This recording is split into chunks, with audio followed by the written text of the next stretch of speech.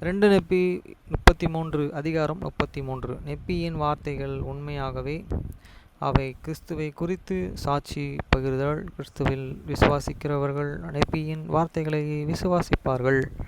நியாய விசாரணை கொண்டு முன்பாக அது சாட்சியாக நிற்கும். ஏறக்குறைய கிமு 559 முதல் 545 வரை. வசனம் 1. இப்பொழுது நெப்பியனாகிய நான் என் ஜனங்களின் மத்தியிலே போதிக்கப்பட்ட எல்லா காரியங்களையும் எழுத முடியாத பேசுவதைப் போல எழுதுவதில் நான் வல்லமை படைத்தவனும் அல்ல. ஏனெனில் பரிசுத்த ஆவியானவரின் வல்லமையினாலே ஒருவன் பேசும்பொழுதும் பரிசுத்த ஆவியானவரின் வல்லமை அதை மனுப்புத்திரரின் இருதயங்களுக்குள்ளே கொண்டு சொல்கிறது. வசனம் 2. ஆனாலும் இதோ பரிசுத்த ஆவிக்கு இடமில்லாமற்று போகும் மட்டும் அதற்கு எதிராக தங்கள் இருதயங்களை கடினப்படுத்துகிற அநேகர் இருக்கிறார்கள். ஆகையால் எழுதப்பட்டு இருக்கிற அநேக காரியங்களை அவர் புறம்பே தள்ளி அவைகளை பிரயோஜனம் அற்றவைகளாக எண்ணுகிறார்கள். வசனம் 3. ஏன் ஆனால் எழுதியவைகள் நெப்பியனாகிய என்னால் எழுதப்பட்டவை. நான் அதை குறிப்பாக என் ஜனங்களுக்கு மிகவும் மதிப்பு வாய்ந்தவைகளென கருதுகிறேன். ஏனென்றால் நான் அவர்களுக்காகவே நித்தியம் பகலில் ஜெபித்து அவர்கள் நிமித்தம் என் கண்ணீரை இரவும் நேரத்திலே என் தலையணையை நனைக்கிறது. நான் விசுவாசத்துடனே என் பிதாவை நோக்கி கூக்குரல் இடுகிறேன். அவர்களின் கூக்குரலை கேட்பார் என நான் அறிந்து இருக்கிறேன். வசனம் 4.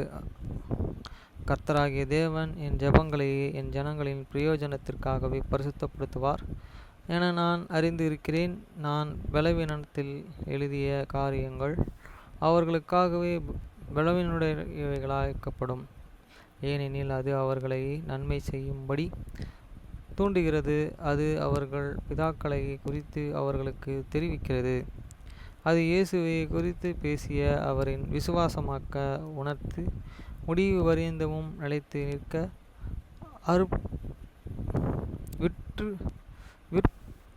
வற்புறுத்துகிறது. இதுவே நித்திய ஜீவன். வசனம் 5. அது சந்நிதியான் தெளிவின்படியே பாவத்திற்கு எதிராக கடினமாய் பேசுகிறது. ஆகையால் ஒருவன் பிசாசின் ஆவி உடையவனாய் இருந்தொழியே நான் எழுதிய வார்த்தைகளையே குறித்து கோபம் கொள்வான். வசனம் 6. நான் தெளிவானவைகளையே மகிமை பாராட்டுகிறேன். நான் சத்தியத்திலே மகிழ்ச்சி பெறுகிறேன். என் இயேசு பாதாளத்திலிருந்து என் ஆத்மாவை மீட்டு கொண்டது நிமித்தம் அவரிலே மகிமைப்படுகிறேன். வசனம் 7. நான் என் ஜனத்திடத்திலே தயாளத்துவம் கொண்டு இருக்கிறேன். அவருடைய நியாயஸ்தானத்தின் முன் அநேக ஆத்துமாக்களையே கரையற்றவர்களாகவே சந்திப்பேன் என கிறிஸ்துவிலே மிகுந்த நம்பிக்கை உடையவனாய் இருக்கிறேன் என்றான். வசனம் 8. நான் யூதர்களிடத்திலும் தயாளத்துவம் கொண்டவனாய் இருக்கிறேன். அவர்களிலிருந்து நான் வந்தேன். அவர்கள் நான் பொருள் கொள்வதில் நிமித்தம் யூதேயன் என்கிறேன். வசனம் 9. புதுஜாதிகளிடத்திலே நான் தயாளத்துவம் உடையவனாய் இருக்கிறேன். ஆனால் இதோ அவர்கள் கிறிஸ்துவோடும் ஒப்புரவாய் இடுக்கமான வாசல் வழியாய் பிரவேசித்து ஜீவனையும் பெரும்படியாய் அழைத்து செல்கிற நெருக்கமான வழியிலே அடர்ந்த சோதனையின் காலம் முடியும் அளவு அந்த வழியிலே தொடர்ந்து நடத்தால் வழியே அவர்கள் ஒருவர் மீதும் நான் நம்பிக்கையை கொள்ள முடியாது. வசனம் 10. இப்பொழுது என் பிரயாணம் சகோதரரே யூதர்களே பூமியின் கடையாந்திரங்களிலும் இருப்பார்கள். அந்த வார்த்தைகளுக்கு செவி கொடுத்து கிறிஸ்துவை விசுவாசியுங்கள். நீங்கள் இந்த வார்த்தைகளை விசுவாசியாவிட்டாலும் கிறிஸ்துவை விசுவாசியுங்கள். மேலும் நீங்கள் கிறிஸ்துவை விசுவாசித்தால் அந்த வார்த்தைகள் விசுவாசமாய் இருப்பீர்கள். ஏனெனில் அவர்கள் கிறிஸ்துவின் வார்த்தையாய் இருக்கிறார். அவர் அவைகளை எனக்கு தந்தார். நன்மையானவைகளையே செய்ய வேண்டிய அவைகள் மனுஷர் யாவருக்கும் போதிக்கின்றன. வசனம் 11. அவைகளை கிறிஸ்துவின் வார்த்தைகளாய் இராவிட்டால் நீங்கள் நிதானித்து பாருங்கள். ஏனெனில் கடைசி நாளிலே அவைகள் தம்முடைய வார்த்தைகளென கிறிஸ்து வல்லமையோடும் மகத்துவமான மகிமையோடும் உங்களுக்கு காண்பிப்பார். அவருடைய நியாய விசாரணை கொண்டுக்கு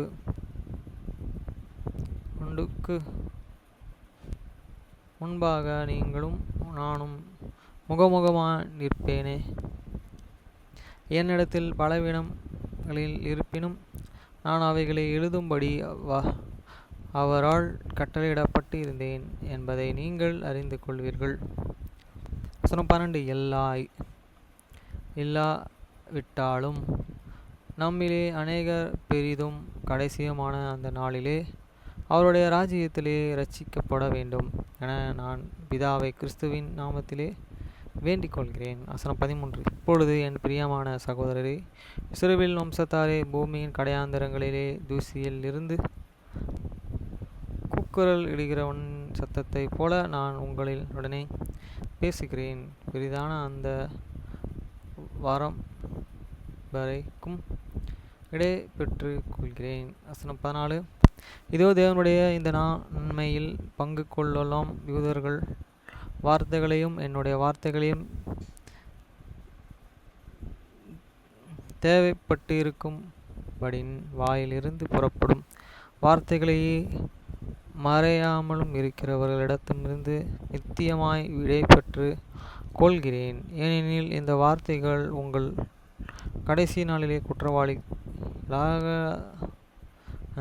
தீர்க்கும். வசனம் 15. ஏனெனில் நான் பூமியிலே முத்திரை போடுகிறவைகள் எவைகளோ அவைகளையே உங்களுக்கு எதிராக நான் தீர்ப்பின்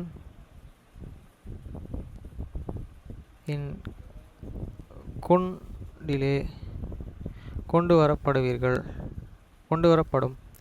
ஏனெனில் கர்த்தர் எனக்கு இவ்விதமாய் கட்டளையிட்டிருக்கிறார், நான் கீழ்ப்படிய வேண்டும். ஆமேன்.